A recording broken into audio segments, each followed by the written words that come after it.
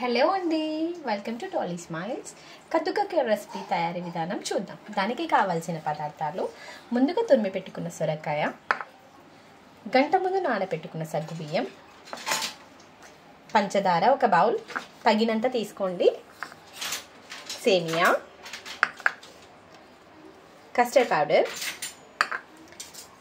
ఇలాచీ powder, నేను బయట నుంచి తీసుకొచ్చిన కోవా, ముందుగా కాచి చల్లారి పెట్టుకున్న 1 లీటర్ మిల్క్ తీసుకోండి, డ్రై ఫ్రూట్స్ కాజు, పిస్తా, బాదం, కిస్మిస్. ముందుగా స్టవ్ వెలిగించి 3 టేబుల్ స్పూన్స్ నెయ్యిని వేసుకుందాము.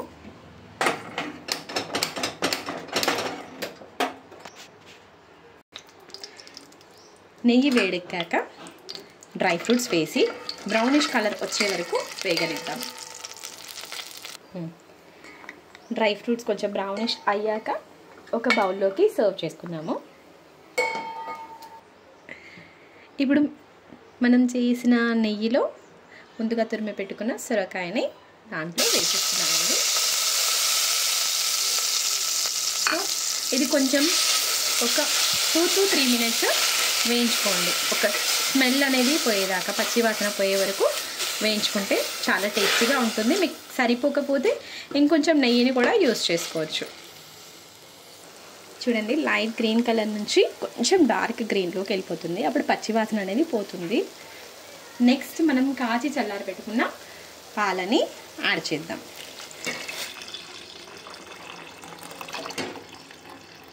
చిక్కటి పాలండి, వేస్తే చాలా బాగుంటుంది.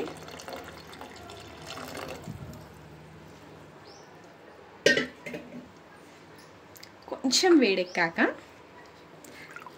సో ఇలా అయ్యి కొంచెం వేడాక, ఈ ప్రాసెస్ అంతా స్లిమ్లోనే చేస్తే చాలా టేస్టీగా ఉంటుందండి.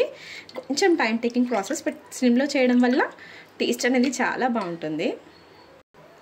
సో పాలను వేసాక మనకి నెయ్యి అనేది పైన ఆల్రెడీ స్ప్రెడ్ అవుతుంది. ఇప్పుడు ముందుగా నానబెట్టుకున్న సగ్గుబియ్యం కొన్ని ఉన్నాయి కదండి, అవి కూడా యాడ్ చేస్తున్నాను నేను.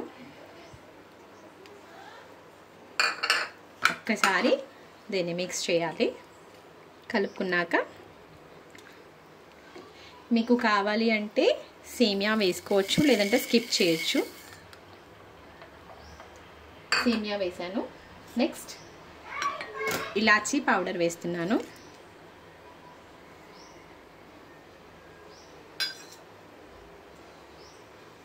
షుగర్,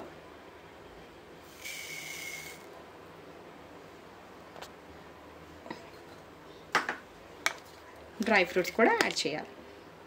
సో ఇవన్నీ కొంచెం బాయిల్ అవుతుంటే, ఉడికేటప్పుడు దాంట్లో ఉన్న నెయ్యి అంతా మిక్స్ అయిపోయి టేస్ట్ చాలా బాగుంటుంది.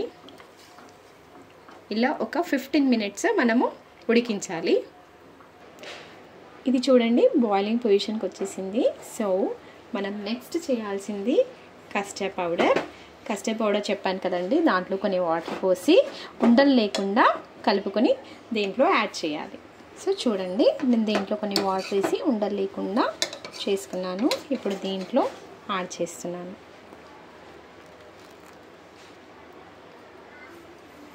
నెక్స్ట్ నేను బయట నుంచి తెప్పించానని చెప్పాను కదండి కోవాని.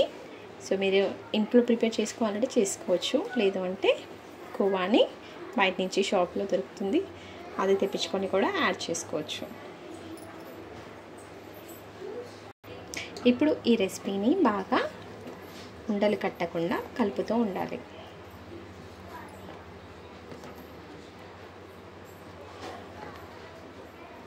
చూడండి, మనకు ఆల్మోస్ట్ ఈ పొజిషన్కి వచ్చేసింది.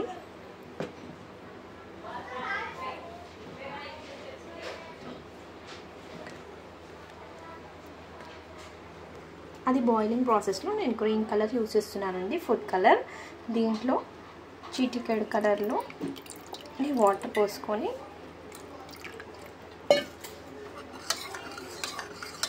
కలుపుకొని, ఇది బాయిల్ అవుతుంది కదా, దీంట్లో నేను యాడ్ చేస్తున్నానండి.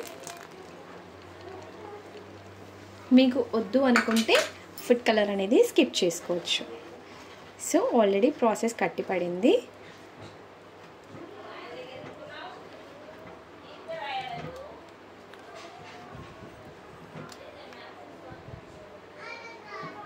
చూడండి ఆల్రెడీ గట్టి పడిపోయింది. సో ఇలా ఉండగానే స్టవ్ ఆఫ్ చేసుకొని సర్వింగ్ బౌల్లోకి సర్వ్ చేసుకోండి, ఎందుకంటే చల్లారాక ఇంకా గట్టిగా అవుతుంది. మనకి ఎంతో ఇష్టమైన కద్దు కాకర రెసిపీ రెడీ అయిందండి. చూడండి ఎంత చక్కగా ఉందో. సో దీనిపైన కొన్ని డ్రై ఫ్రూట్స్ వేసి సర్వ్ చేయండి. చల్లగా ఉన్నప్పుడు తింటే చాలా బాగుంటుంది. 1 అవర్ ఫ్రిడ్జ్లో పెట్టి తినొచ్చు. Thanks for watching. Please subscribe to my channel. Like, share.